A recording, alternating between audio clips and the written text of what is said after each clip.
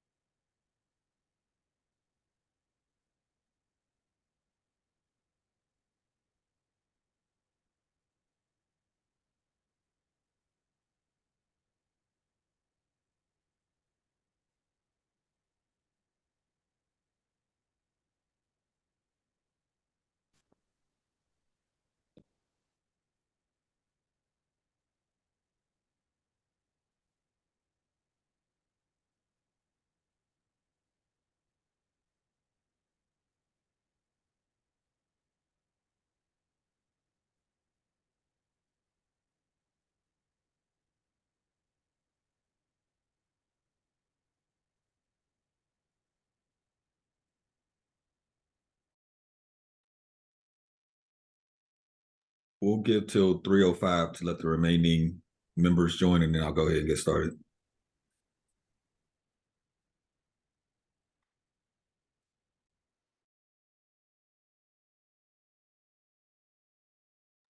And Councilman Lisa Frank sent an email saying that she had a meeting at 3 that she couldn't miss, so she plans to join around 3:30.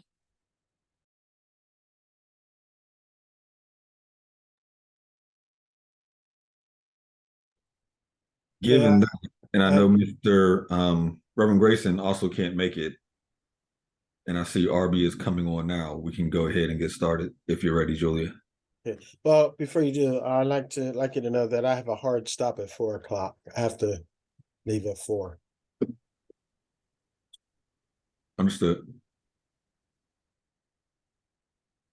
All right, I'm ready when you are, Councilman. All righty. So I'd like to go ahead and begin. First is obviously our call to order. I'd like to call the 14th meeting of the Greater Hill District Neighborhood Reinvestment Fund Advisory Board to order. As always, as a reminder, this meeting is being recorded. Please mute yourself if you are not speaking. If you would like to ask a question or give comment, please use the raise your hand function.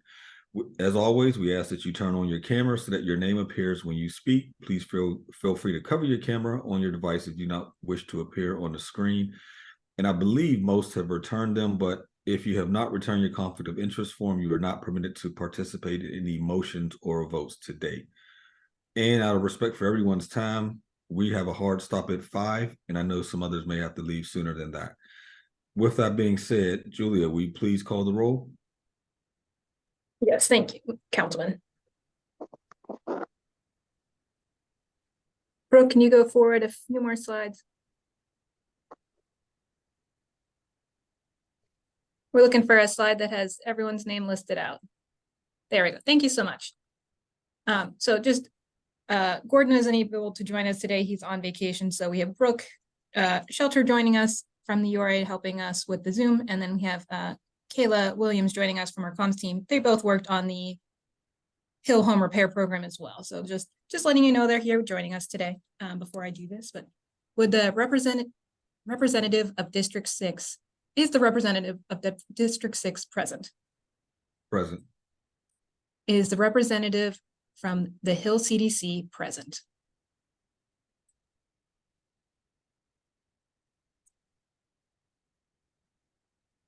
Is the representative from the Hill District Federal Credit Union present? Present.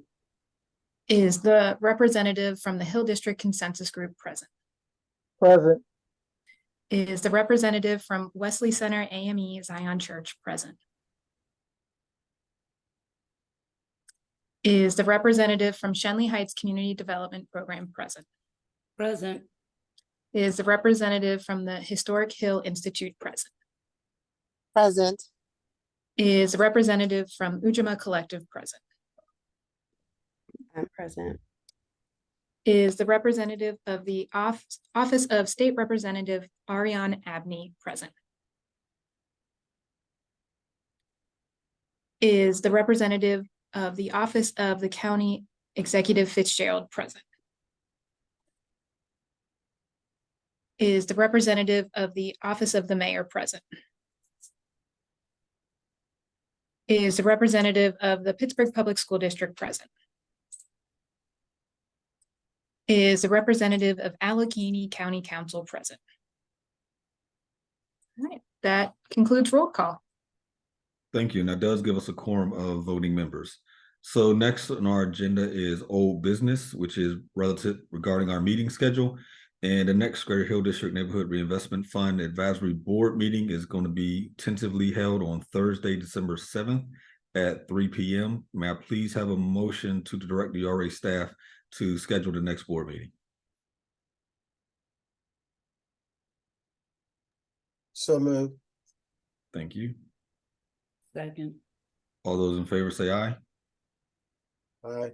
Aye. Aye. Thank you. The motion passes. Next up is our quarterly report, which is regarding our fund activity. James Reed will present a report on the activity of the fund. Thank you, Councilman. Good afternoon, all. I have a brief report. As of October 1st, 2023, the Greater Hill District Neighborhood Reinvestment Fund had $7,234,396.26. There are no transactions since the last report. That's all I have. Thank you. Thank you. Next up, we'll have an update on the RFP.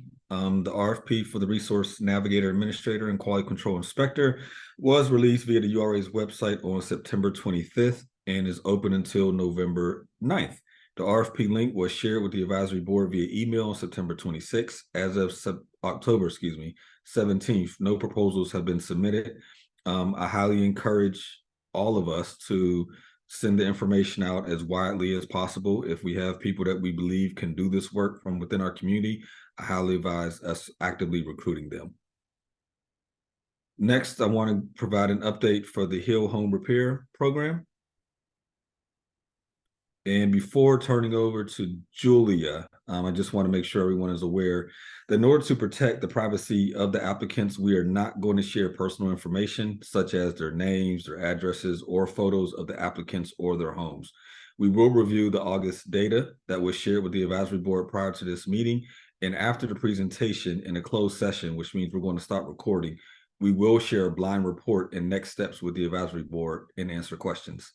With that, I'd like to turn it over to Julia to give the presentation. Thank you, Councilman. Before I get started, I just want to say thank you to the advisory board for its continued advocacy. We know you've been busy spreading the word, providing application assistance, and serving as additional resources for Hill District residents. The collective call to action helped ensure we received a robust response from the Hill residents.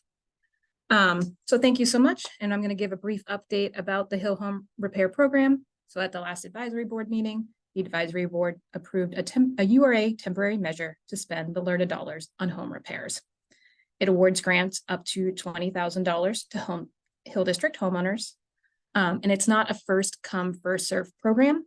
It considers priority criteria, which includes critical home repairs, households with children under the age of 5, households with seniors, households with residents with disabilities, and it considers AMI, so prioritizing people whose AMI is 80% or below. Next slide, please. So engagement. Applications were accepted between August 16th and September 29th. We hosted 4 office hour sessions at the Hill District Library. I think in total, we probably assisted over 100 people in person. We worked with applicants in person, by email, over the phone to answer questions and complete applications. And we contacted applications via email, phone, and letters to provide status updates. In total, we received 285 applications. The current allocation for this program could cover about 20 of those homes. So I'm going to pause here before we go into the data. If there's any questions, concerns, conversation. This is Dr. Ellis. Hi. I just wanted to just make a slight correction just so that we could be as on point as possible. I think we determined that $465,000, if everybody needed up to $20,000, that it would be able to serve 23 people or make 23 grants. So I just want to be as precise as possible. So we're gonna, that $65,000 is gonna be reserved for change orders in case we open up the walls or we get on the roof and the cost comes, you get a bid, you start the work. A lot of times you need additional fundings. So if we have that money, if we complete 20, we will definitely go for those additional houses. But in case we have to do change orders, we just want to make sure we have the funds up front. Okay, thank you. Yeah, no problem. All right, if there's no other comments now, we'll move on. We're going to kind of go through that data we've shared. So this is data points from August only. These were shared with the advisory board this week. And we're going to do a summary of the most pertinent information. The full set of data will be available online soon. So in August, we received 101 applications. And you can see here it breaks down what was submitted. We followed up with applicants via email, phone calls, and mail to gather these missing documents. So not everyone submitted a complete application at once. So we worked with them to help them get their applications complete. Next slide, please. The second slide includes priority criteria. It shows that 85.1% of the applicants indicated that they had critical home repairs, and that more than half of the applicants selected that their households include people over the age of 62. And it's important to remember here, you can select multiple fields, and that it is all self-selected. Next slide. So this slide shows that the majority of applications in August lived alone. However, not every applicant answered this question. Our initial application didn't ask this question. We changed that very quickly, but some applications came back. So you can see that 60 people respond to this. Again, when we were following up, asking clarifying information, we did ask some residents about their household size. Next question. So I know this is not an easy slide to read. So we highlighted the 3 most requested home repairs that are at the bottom there. And this was of 101 people. It was exterior work, including roof work, exterior wall repair or replacement, and then windows and doors replacement.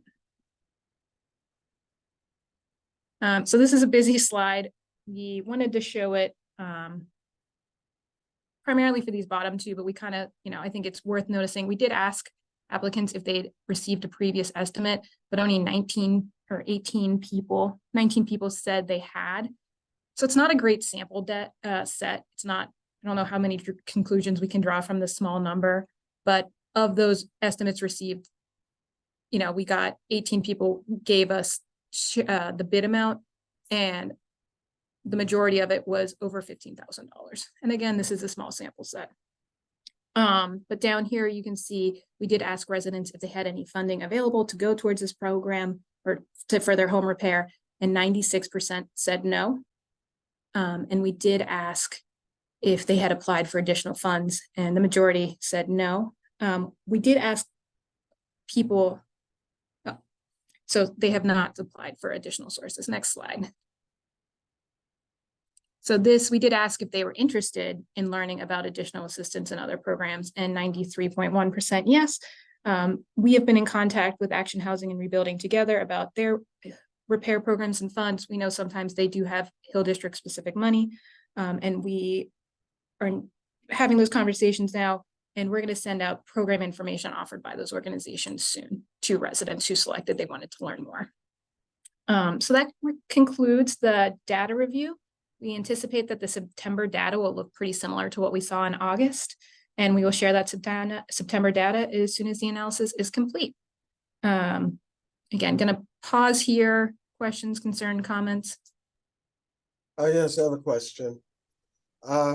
out of all the applications, out of that 101 applications you received, how many of those were ready to go forward as far as approval? And how many do you need additional information to make a determination on their eligibility?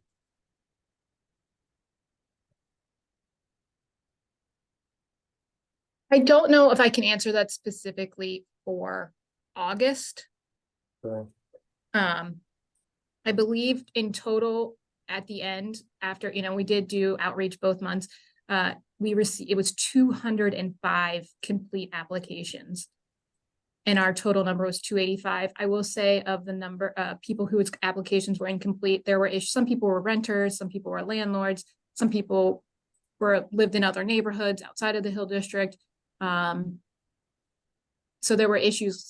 They weren't a perfect candidate or a candidate for this program to begin with. So Okay. I believe 205 submitted complete applications. I think if we went back and gave people more time from that incomplete application, we could move the majority of them into the complete application list. Okay, so if you have 200 applications ready to go, but we only have allocation for 20 applications, that means only 10% of the applicants could receive funding. That's not a really good number for this effort, is it? 10%, 1 out of 10? That might be an issue that we need to address later on. I know it's not a part of this, but it's something to be concerned about. If you want to raise it now, I think this would be a great time. Okay. Well, sorry, before you raise that, Richard, 1 second. Julia, can you go back to the slide that shows the type of improvements that people need? I'll look at the top 5 or 8 or something, because it was hard to read. So can you start from the bottom and just kind of go up a little bit? Yeah, sure. Do you want me to? So I'll work from my bottom up. So roof, I know this is tiny font.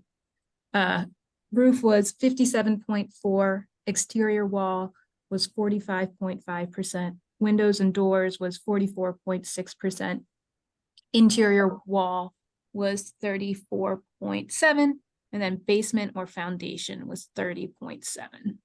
So those were the top 5.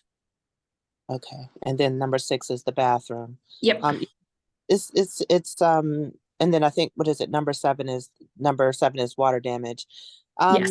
It's important for us to note that these are all structural, right? So they're necessary structural repairs that are needed. Okay, thank you. I just wanted to review that. No problem. And that's a good point, Kim, because we want to improve the housing stock. That's the objective. And I mean, if people are comfortable with only being able to do 1 out of 10 applicants, if you're okay with that, I mean, that's how it is. That's the best we'll be able to do under the current allocation. Do we want to take a look at allocating more, considering the fact that there's a larger need than we anticipated when we did the 465,000? Do we want to revisit that? In my opinion, I think we should. We have to be flexible and willing to adjust to meet the need.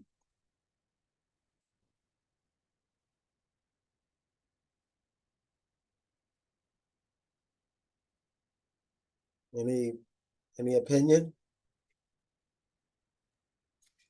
So I will just say that I do agree, and I think that in general, it would be good before our next move towards allocating more money and opening up the application process for all of the options of ways that folks can access funds from the fund, that we review allocations in general, right? That we really look back at them and see if we have any new data or information that like this, right? That could change what what was done on the front end. And I think that that should be, we should have a process going forward where we consistently look at that. I think that that should be, a living document. Yes, agreed. And I think what you're referring to, if we could revisit the entire $7 million allocation stream or something like that, to see if there is places where we can, decrease one so that we can increase the larger need, that kind of thing. Is that what you mean, Lakeisha? Yeah, yeah. And specifically, I think that there's I think I had brought this up before around the funds that are, there's like two, maybe three, at least two categories around like development, right? For folks who want to come in and develop, and kind of two line items for folks to access that. One is general and one is specifically MBWE. And we should look at those numbers again, just based upon maybe some shared principles we may have in the neighborhood. And then two is the other section, and really a lot of them in general, but the other section that's on my mind is the section that's kind of vague in a sense, where it talks about there's something that where it says like community or cooperatively owned assets or something to that degree, some kind of language around that. I think that we should look at that and we should explore that conversation more. I don't think that there's a high enough priority of having a conversation around what that actually means and what that could look like for a neighborhood like the Hill District. And so I think that we should look at this overall and then maybe prioritize some specific conversations that would maybe help us to look at some innovative ways we can make investments in the neighborhood. Right. And our objective is to get the biggest bang for the buck as we can get, and improving housing stock, helping people with their homes, especially with things like roofs and walls and things that's basic, and if we can assist to the max of our ability, I think that's our mission. That's what we're here to do. So, but we have to do it in a prudent way. We have to look at if we're able to adjust, if we have that flexibility, so but it should be a priority ambition, though, a prioritized ambition to see how we can meet this need. I mean, 200 applications to fix their homes, that's pretty significant. That's pretty significant. Thanks for whoever put up the allocation plan while Lakeisha was talking about it. Just looking at the allocation plan, this shows roughly $1 million. But I thought that we had voted to spend $1.5 million. There's a second page. There's a second slide. Oh, So okay. Thank you. Okay. No problem. And then, okay. So, oh shoot, wait. Sorry. Can we go back to the previous allocation page? Thank you. Okay, so everybody can see that the development allocation was $465,000, and on the call that Councilman Lavelle made, we voted to spend the entire development budget on the Hill Home Repair Program. I know that most of our calls are recorded, but this was not. So Councilman Lavelle, would you mind just going over who was on the call and what the votes were? I don't recall, Kim, I can't name by heart who was all on the call. I do know Ms. Malines was not able to make it. I do recall Reverend Grayson joining later, but of all those, and I don't believe Lakeisha was on. But of all those present, I think those are the two that were not on. Yeah, I know. But of all those on, it It was a Yeah. unanimous vote to expend the entire 465,000. Go Yeah. ahead, Lakeisha. What were you No, gonna I was say? saying- no, I was just gonna say that I joined that call late, but enough to participate in the end of the conversation, and I did vote. Okay, my apologies. That's fine. Just for Yeah, context, and then I'll turn it back over to you, Dr. Ellis. As you've already noted, this board voted to expend $1.5 million in the first year. If you wanted to fund all the applicants that came in, you'd be looking at a number somewhere in and around $3 million. So I just wanted to give you some context. Go ahead, Dr. Ellis. sure. Thanks for that. So from what I recall, the people on the call were Alicia George from the Shenley Heights Development, Richard Witherspoon from the Hill Federal Credit Union, Lakeisha Wolf from Ujamaa Collective, myself from the Historic Hill Institute, and Marimba Malliance did join late. We all voted to send the entire development amount, but Marimba abstained. So I just want everybody to know what the votes were, because there was also an interaction, an email sent to the group. Marimba sent an email stating her thoughts about how we should not have sent all of the money from the development to the Hill Home Repair Program, because we have developments that need to be developed. I, in turn, I did reply, and I just reiterated my position. I'm willing to resend the email. And just personal note, I grew up literally in a home improvement project, almost my entire life, because my mother, who worked 3 jobs, didn't have the money, and to complete like our home repairs, in any large amounts. So it was one project at a time with what she could do with her paycheck.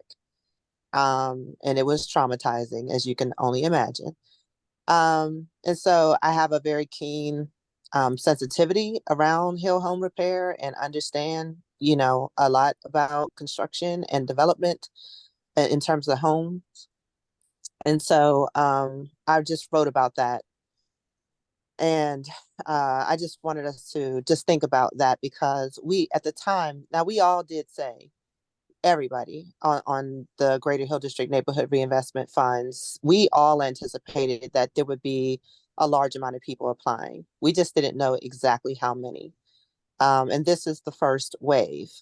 So, I mean, this is like the first round. So it's pretty amazing, that we have this good data. And it is important.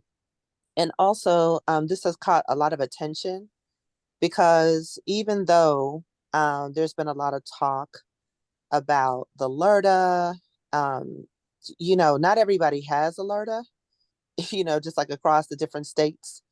So I want to remind everybody, to thank the state of Pennsylvania, thank Councilman LaBelle for the advocacy around the LRTA, because this is not something that exists in every single state. And number two, because this has drawn so much attention, I think that I've gotten some inquiries, and I think that one of the things that we can do is to put out a call for matching funds, because that is a part of our, it's like in our, I don't know if I want to call it the bylaws or whatever, but it's just a possibility for one of the things that we can do, especially because this has garnered a lot of attention. And regardless of what anybody, on the outside thinks, this is a project that is leading the nation. And I really want us to understand the importance of what we're doing, and how impactful it can truly be. And to Richard's point, and I think Arby has said this many times, I know Lakeisha has felt it, as well as stated it, you don't, if you want Black businesses, if you want to enhance African-American businesses, you have to have residents, you have to have your housing structure. We've all seen what has happened with downtown. There's been grocery stores that have opened and closed. There's been new restaurants that have opened and closed. So just to focus on case in point, Center Avenue, right? The avenues of hope, it is very important. But if you don't shore up the housing and make sure that residents can be here and contribute and purchase, then I don't want to say it's all for naught, but it will be a great challenge to keep those developments open. So I just wanted to say that. Thank you. I would like to add something. Okay, let's go. Miss George's hand has been up for a very long time, and then we'll go to Arby. Yes, Dr. Ellis, thanks for bringing up the meeting. I was going to remind folks of that and the vote. But one thing I was expecting us to do would be to look at the allocation plan again, based on the numbers we had. I actually kind of thought it would be a little bit higher because as I drive through and speak with people, I think the need is there. And I've given the examples of even families in my program affected by this. So it is a very important initiative. And I would like for us, if we can, for our next meeting to look at this allocation plan again.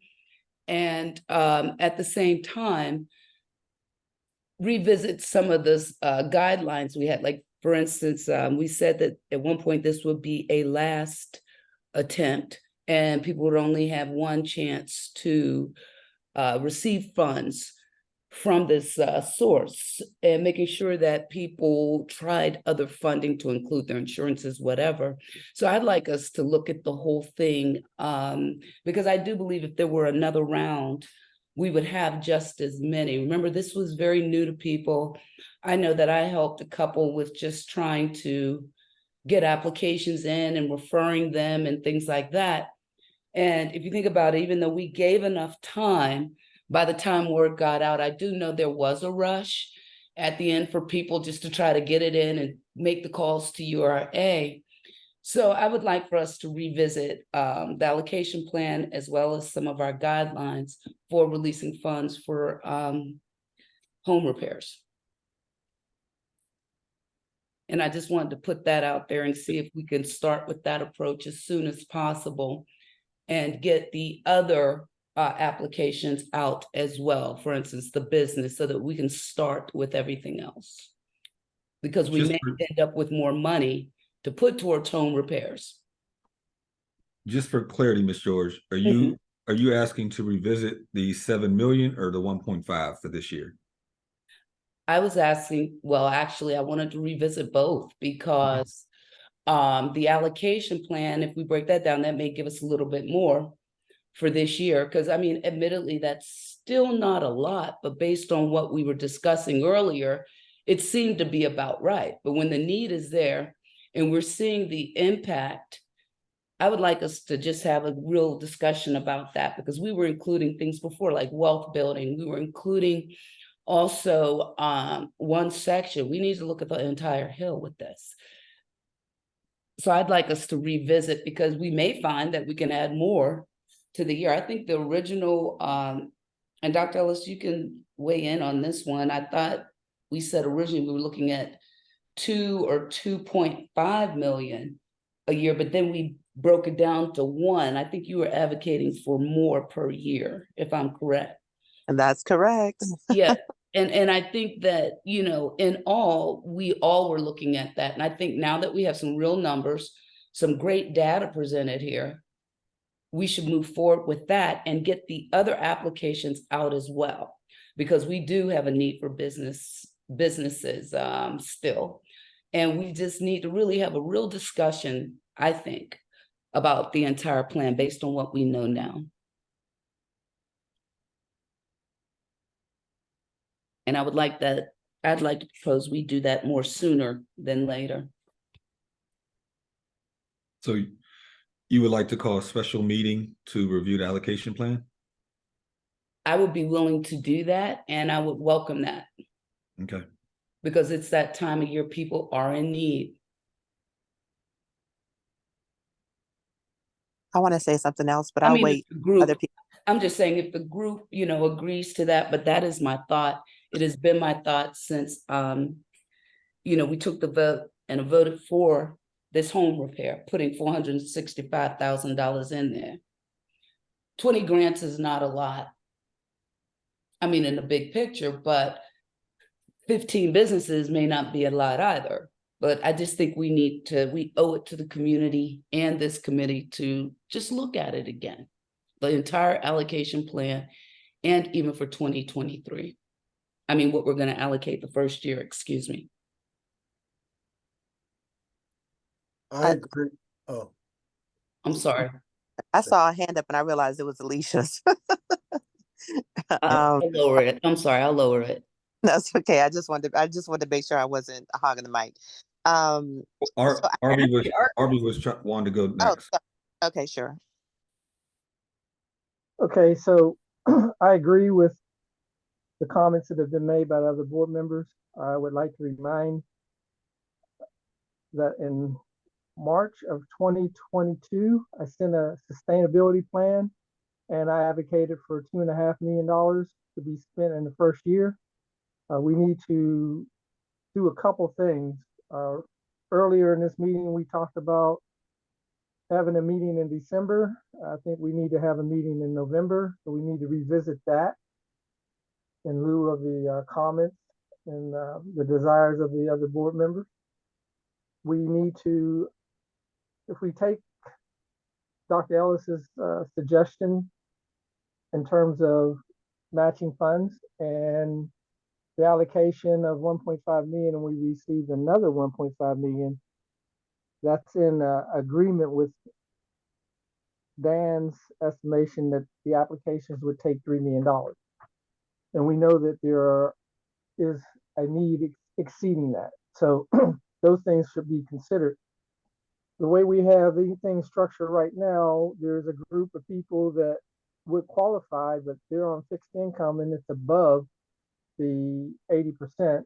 And so there's basically a donut hole for them. They're not going to be helped. So when we first talked about this application for this fund, that it would be a fund of last resort so that we didn't exclude people.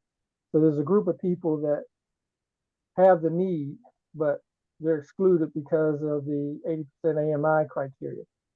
I don't think that should be there. However, and this is not government funds per se in terms of federal dollars. So whether or not that people are making that 80% based on that, that's not correct. So the things that I'm advocating for is that we increase the allocation, 1.5, 2.5 million. We have a meeting next month or in 2 weeks so we can resolve these issues and get things put in place so that these applications can be funded.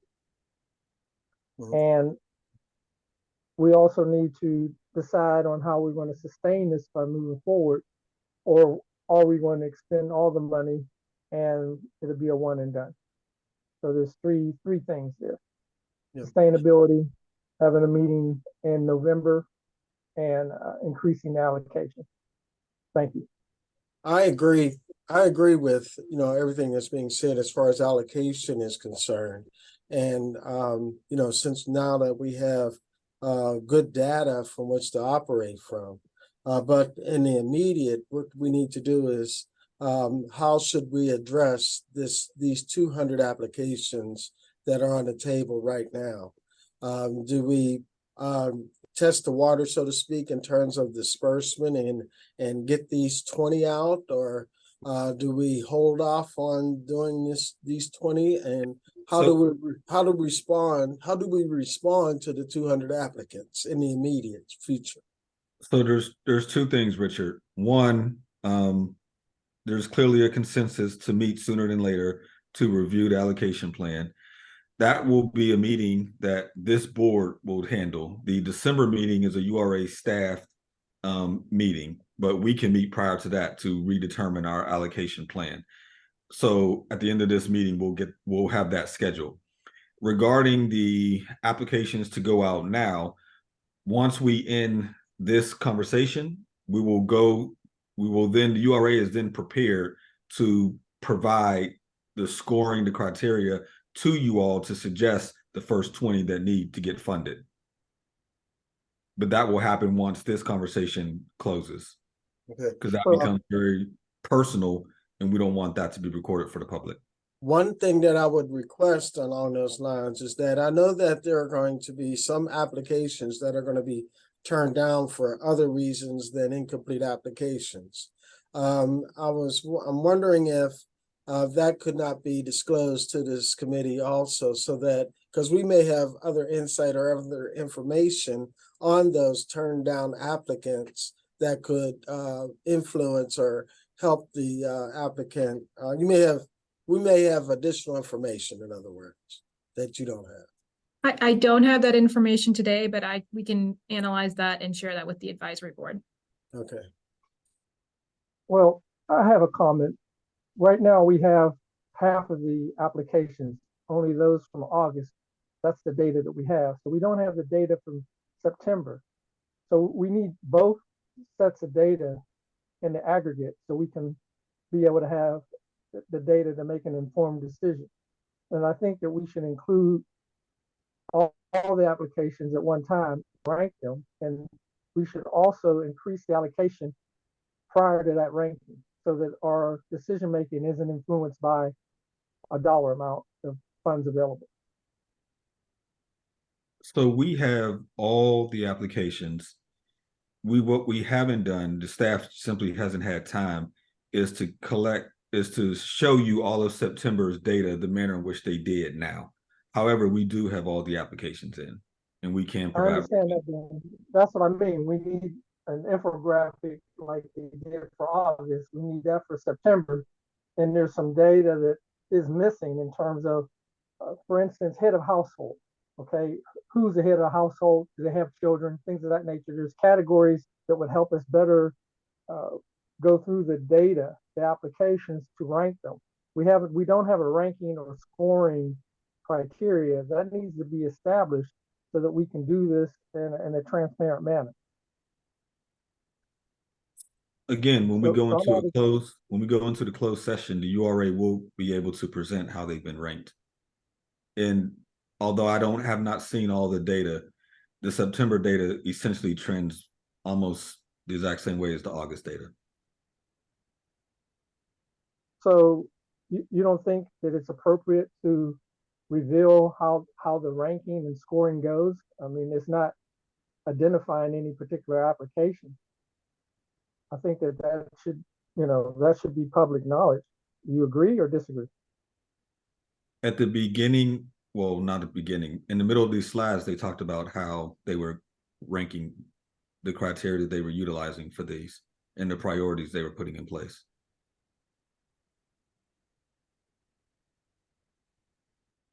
So I didn't see how they ranked them. I just saw raw data in terms of category.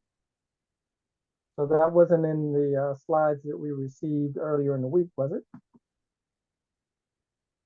I believe it was.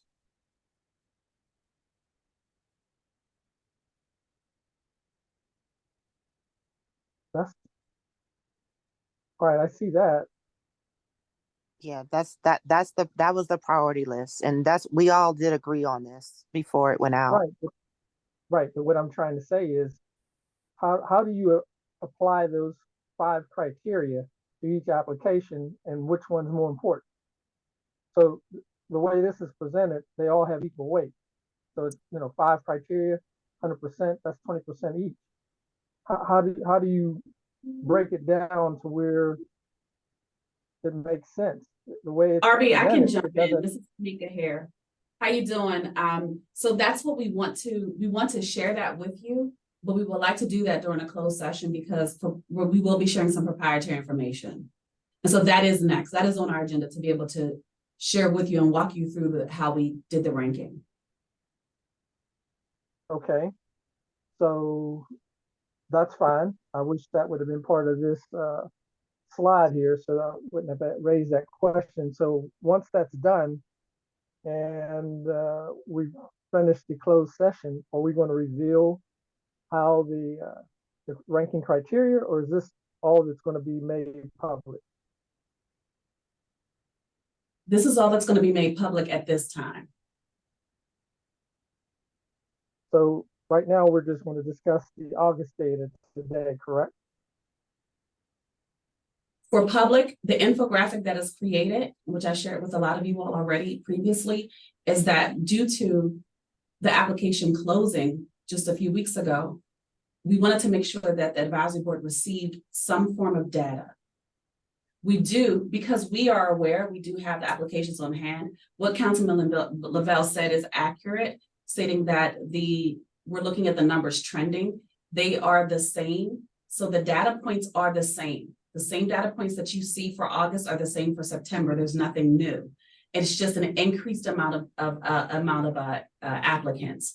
And so we wanted to make sure that you had something to look at, since we are not sharing the applications with you because it's proprietary information. And I wanted to publicly state that, because that was also a concern that came up when we were working with residents, because residents know who's a part of the advisory board. So they wanted to make sure that their information remained confidential. And so because of that, we have created a lot of safeguards. And so the best thing that we could do is to show you and create and show you an infographic that has the data that you all created. To your point about wanting more information about the head of household, the application is closed. And so at this point, it would not be appropriate for us to then go back and ask for additional information of each of those applicants when we did not have that on the application. But we do want to provide you with more details, and we do want to move forward if that's possible. And I see Dr. Ellis has her hand raised. I know it's not my meeting, but I'm sorry. Hold Let me on for a step moment back. here. Hold on for a minute. So what I'm actually saying is that the data may be trending in a particular manner, and I respect the confidentiality aspect of this process. However, we don't have the September data. So how are we going to make choices and decisions and we only have one half of the data set? That's the big piece there. So I understand what you're saying, and I agree with it from the general perspective, but we don't have the September data. Okay, so we said that the data, that applications would not be first come, first serve. So if we start making choices and decisions by only looking at the August data, that's essentially what we're doing. And we're basically circumventing what we said we would not do, which is first come, first serve. So how are we going to address the September? We don't have an infographic and things of that nature. That's the primary question.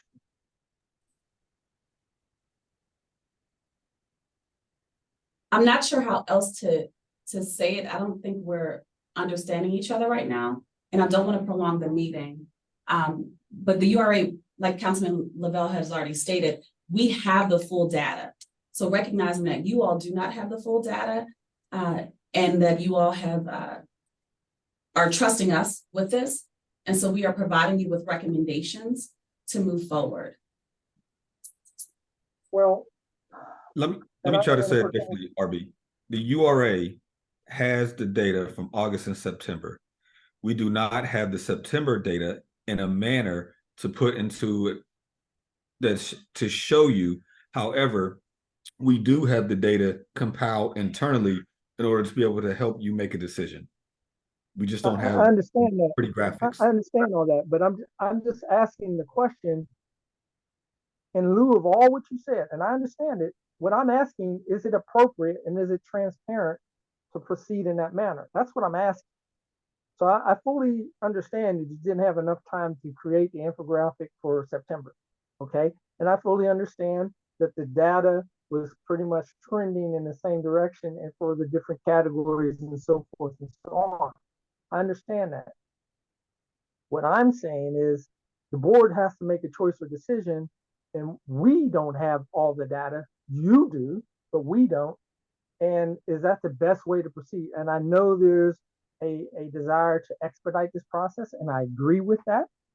However, I don't want to be challenged by something that I can't defend. So that's what I'm saying in accordance with the things we said before. So we can move forward and we'll see how it goes in the closed session. Thank you. I believe once we go into the closed sessions, you'll feel comfortable, RB, moving forward and being able to defend why we were moving forward. Okay. Thank you. Are there any other questions or concerns members want to bring before we go into closed sessions? I do know Mr. Witherspoon has to leave in about 10 minutes. Yeah. So I want to give him the opportunity to see the full. Any other last comments before we can move into closed session? Yeah, real quick, Councilman Lavelle. One, I wanted to know, do you know how much money is going to come into the Greater Hill District Neighborhood Reinvestment Fund from the closing of Block E? And second question is, has it been set up, and do you know how much money might be coming from the new parking situation and the dollar per car program that Carl Redwood introduced? And that was suggested from the parking transition that we just heard about in the news, relative to parking going from the Pens to the URA and the SEA. So the parking revenue will not come immediately, right? Because it has to change over. We have to begin collecting the revenue, compiling it, and then transferring it over. But a rough estimate, and please understand it's a rough estimate, is about $400,000 a year that would be able to go into this fund. So the way I think of it is an additional round of funding, right? Every year, an additional round to provide this assistance. The LERTA that will be from the closing of Block E, no, I do not have that number in front of me. I can, again, it's also a projection, but I can get that number for you all next time. Okay. And then real quick, I wanted us to just make some decisions today so that we can be even more productive, and especially while Richard is here. One, in our allocation chart, it just has development initiatives. I don't know if I have to put forth a motion or if this is just admin, but underneath development initiatives, I think we should go ahead and put Heal Home Repair Program, because we've already spent the money, and let's make that allocation. And I think we should make a second allocation to landlords, because that's still home repair, but it's for landlords, right? So that would be different. And then I think that we should go ahead and vote on increasing the allocation, because we know we're going to need the money. How we assign the allocation, we can determine that in closed session or in the subcommittee meeting. But I think, making the vote public will be very helpful for us. And then I think we should also vote on pursuing matching funds, because we can get started on those activities immediately. My recommendation would be to take all of those under advisement when we meet in 2 to 3 weeks and make those determinations. Okay. All right. That's fine. Richard? I agree. I think that, the more informed the entire board is in terms of making that decision, that would be better. Of course, it'll make for a smoother process. And 2 to 3 weeks is not that long. I don't know what's going on with as far as people waiting for answers. Tamika, do you have any information about that? Yes, we shared with all of the applicants that they'll hear back from us Friday, November 3rd.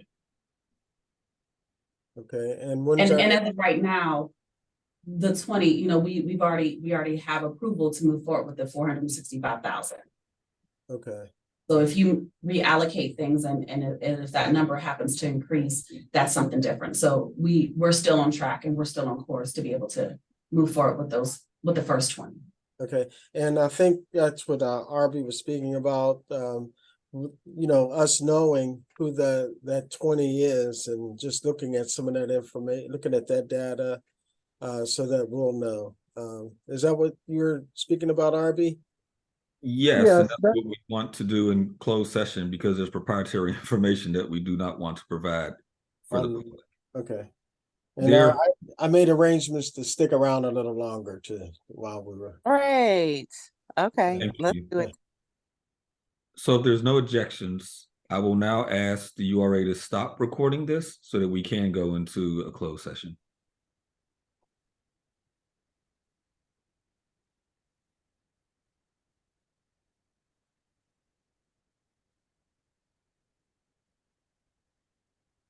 I think the recording is stopped. Can anyone see? Let me see. No, it's still recording. It's Kim, still remember- recording. Yeah, it's still recording.